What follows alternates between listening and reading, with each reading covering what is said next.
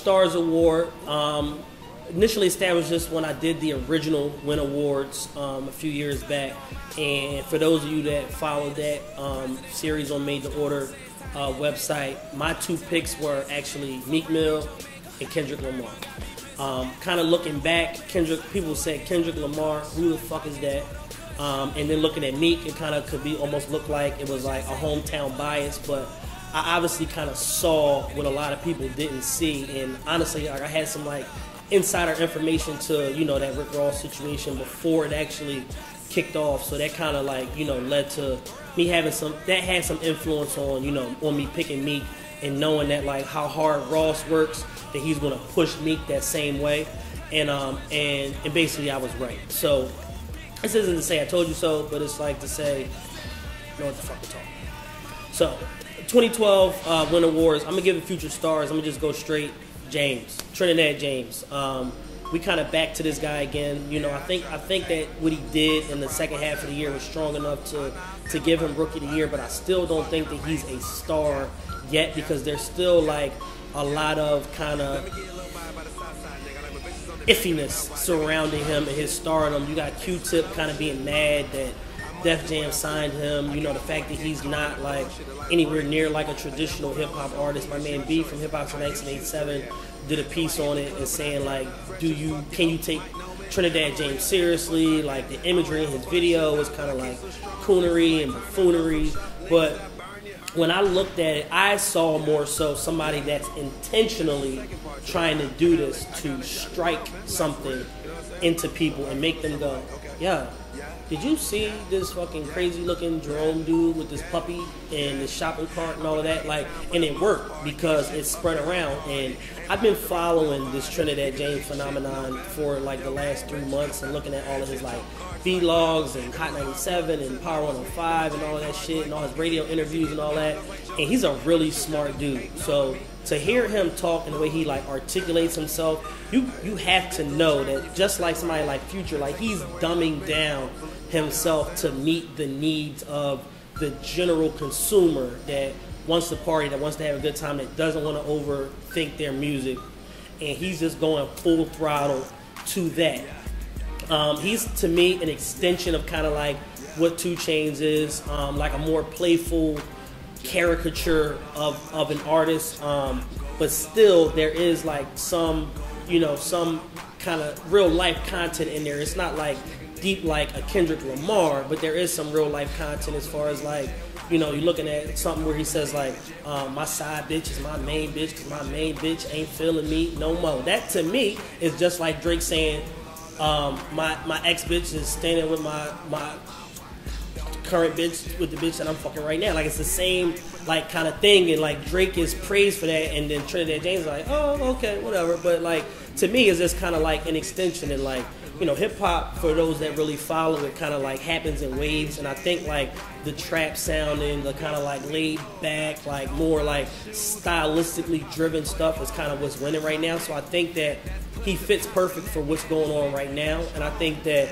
with a machine like Def Jam and what they've been able to do with new artists of all different kind of like walks of life, from a Big Crit to Frank Ocean, all different types of new, brand new to the world artists. I think that he's in a perfect situation for him to really like blow up next year. And I'm kind of interested to see what he does, extending the run of this mixtape and then also in creating some new music. So 2012 Future Stars Award, I'm going to go with my man Trinidad James, all gold everything, Gold Gang Records. This next category is Song of the Year. Not to be confused with Banger of the Year. We're talking about in the clubs, strip clubs, booty clubs, regular clubs, partying clubs, street, mix show, shit like that. This is like mainstream, maybe pop, maybe not, but overall, I think that people are going to be kind of surprised with what I picked. Now, my favorite song of this year, and this don't have nothing to do with nothing, it has nothing to do with hip hop, fucking Adorn by Miguel. Like, and my man Ayo called me maybe like a month after this record comes out, and he's like, yeah. He's like, I'm not trying to like kind of like go there and like and jump out the window. He's like, but this shit might be like the best like lyrically constructed R&B record ever. And like I go back and I listen to this record, I'm like, yo, the shit that Miguel is saying, like if you are able to articulate that to a woman, you will get wherever you're trying to go if she's open to it. So let's be clear with that. So the lyrical content is on another level. The production, I don't even know who produces shit. It doesn't matter. This song's fucking crazy. It's dope as shit. I sing it. Saw Miguel singing the shit live on Big Boy's Neighborhood. My fucking website went crazy when I put the video up. Like, girls lose their minds. You know, they had a concert here in Philadelphia.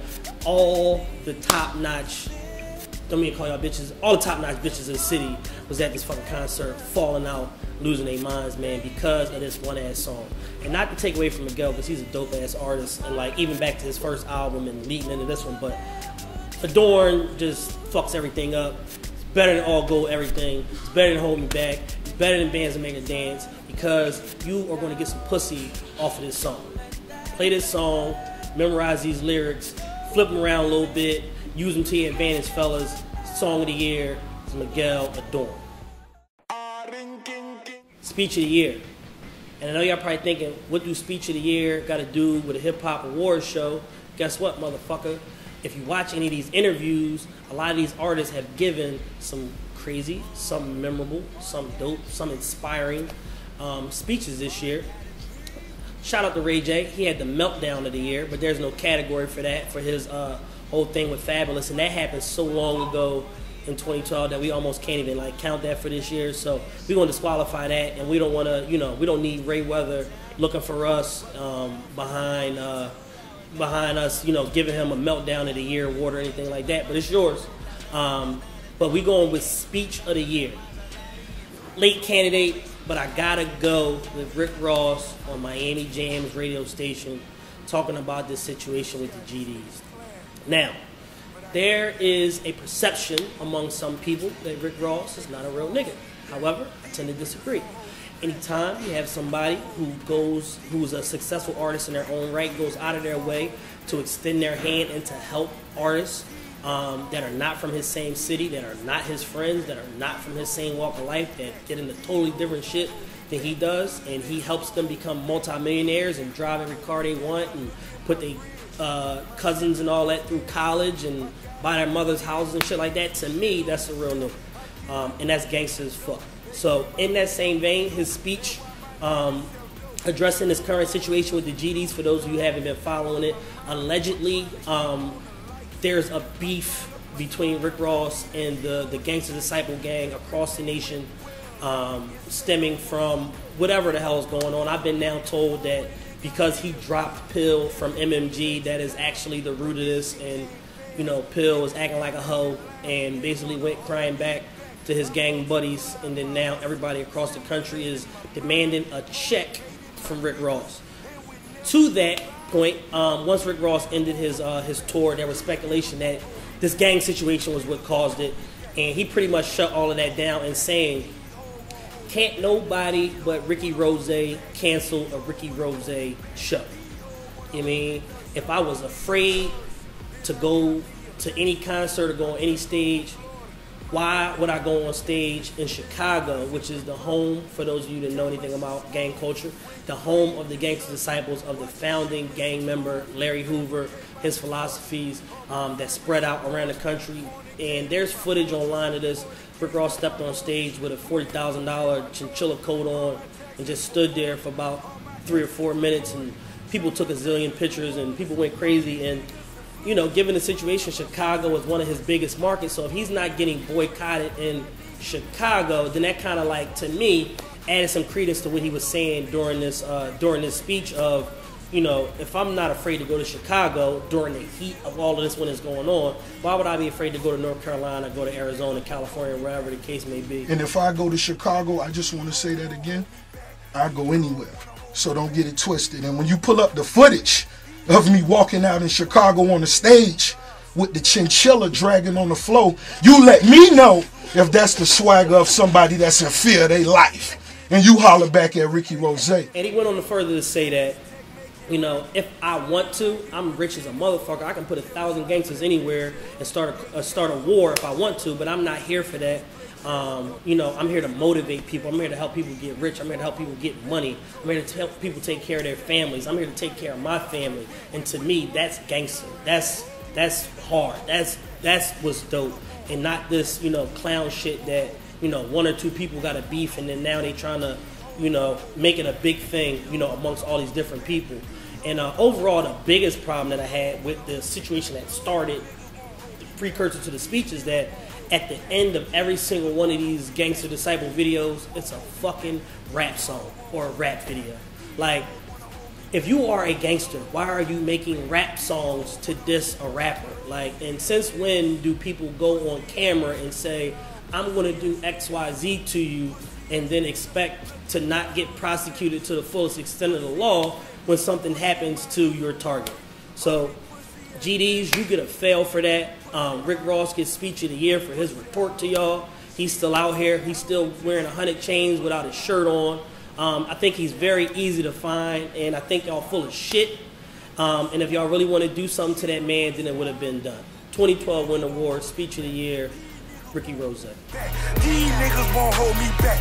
These niggas won't hold me back. These hoes won't hold me back. These hoes wanna hold me back.